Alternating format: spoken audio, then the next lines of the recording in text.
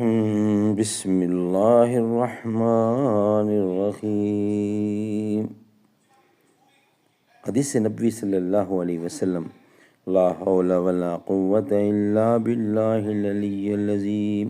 Abu Musa, Bukhari and Muslim. Abu Musa, may Allah be pleased with him, reported the Messenger of Allah said to me, shall I not guide you to a treasure from the treasure of Jannat? I said, yes, O Messenger of Allah. Thereupon he said, recite La hawla wa la quwwata illa billah.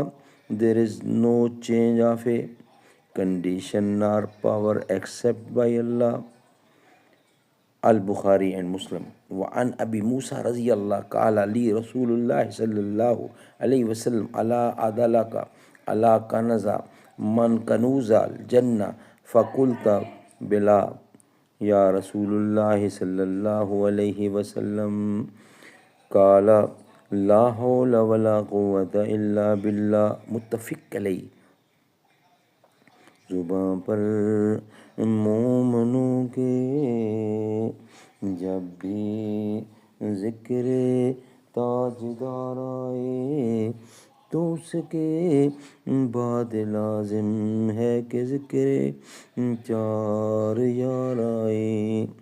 ابو بکر و عمر، عثمان و حیدر جب بھی باغباں ہوں تو پھر کیوں کرنا باغ مصطفیٰ میں ایک بہار آئے۔